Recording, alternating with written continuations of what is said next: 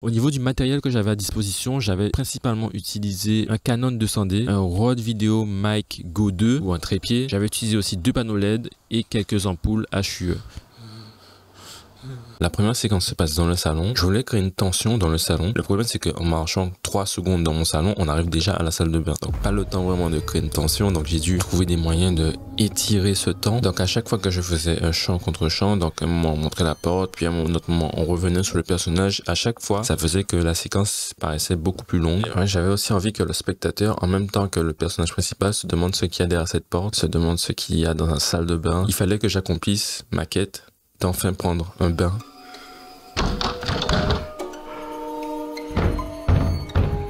Je voulais que la porte ait un look un peu effrayant durant le film. À la base, il n'y a pas du tout d'éclairage sous la porte. J'ai utilisé la torche de mon smartphone que j'ai accrochée au-dessus de la porte. J'ai également du coup utilisé un tapis noir pour renforcer cet effet de contraste qu'il y a avec la porte, pour qu'il n'y ait pas trop de réflexion par le bas.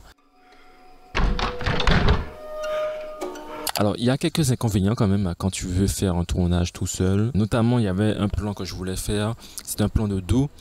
Je voulais des plans un peu filmés depuis mon dos. La solution que j'ai trouvée, c'est de prendre un tapis, de mettre le trépied sur ce tapis et de le tirer discrètement pendant que j'avance pour que voilà, ça fasse un plan travelling avant. J'ai dû répéter le plan plusieurs fois parce que je devais rester dans mon jeu d'acteur et en même temps tirer le tapis. C'est un temps que j'aurais pu économiser si j'avais au moins une personne en plus sur le tournage.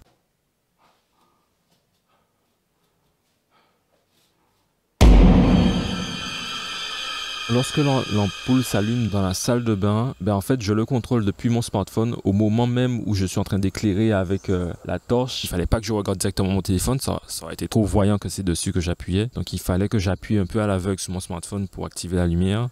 Et du coup il y a eu beaucoup d'essais, je crois qu'il y a eu peut-être une vingtaine d'essais.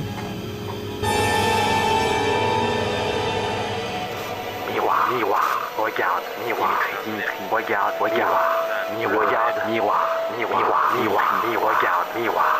Alors je voulais qu'il y ait un échange avec le miroir, mais forcément les miroirs ne parlent pas, ou du moins il n'y a pas de son qui sort du reflet de miroir. Donc je me suis dit ça serait intéressant quand même qu'on ait un moyen pour qu'ils puissent communiquer sans forcément parler à haute voix. Donc le fantôme s'exprimait à travers des cartons pour communiquer. Après il y a une autre chose aussi que je pouvais utiliser, c'était la radio comme moyen de communication, mais malheureusement dans l'interaction avec la radio ça m'a semblé un peu moins comique. Alors il y a le reflet du miroir qui est inversé, le fantôme fait beaucoup de fautes d'orthographe, donc il y a plein de choses comme ça qui sont assez marrantes, je trouve, que forcément via la radio on n'aurait pas pu avoir.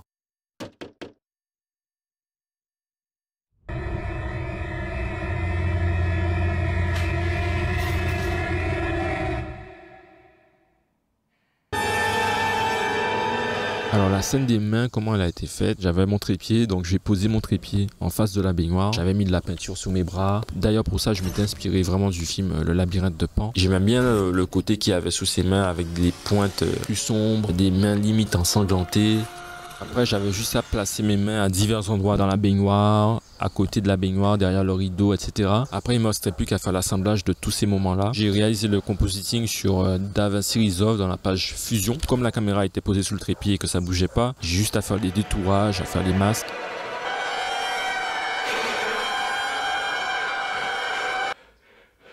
Alors j'avais utilisé des fonds verts pour faire des scènes parce que je voulais quand même peut-être une ou deux scènes où on pouvait aussi voir du coup donc les mains du fantôme et en même temps la victime sur le même plan, mais au moment de passer à l'étape du montage, à l'étape du compositing, soit j'avais pas assez bien éclairé la scène, soit voilà j'étais trop près du fond vert et en même temps la salle de bain est très petite, donc c'était assez chaud à gérer.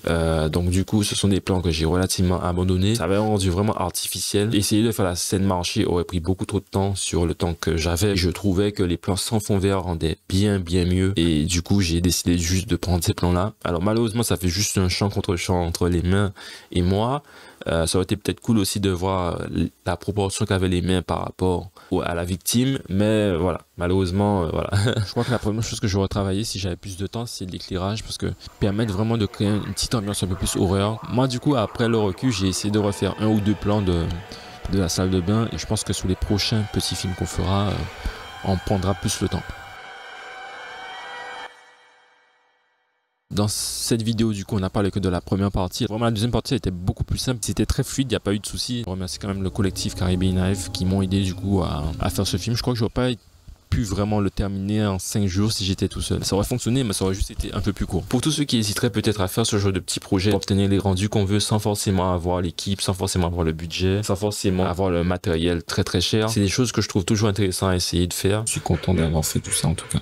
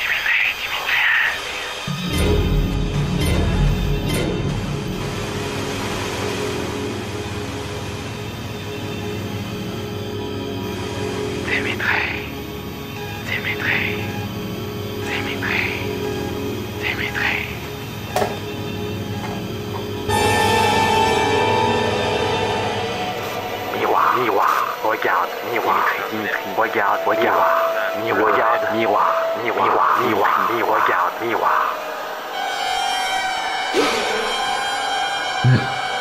Pourquoi?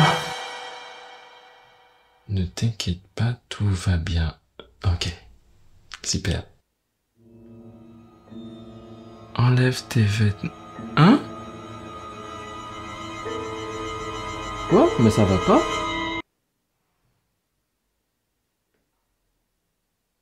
Bon, d'accord, je comprends. Voilà, on est d'accord.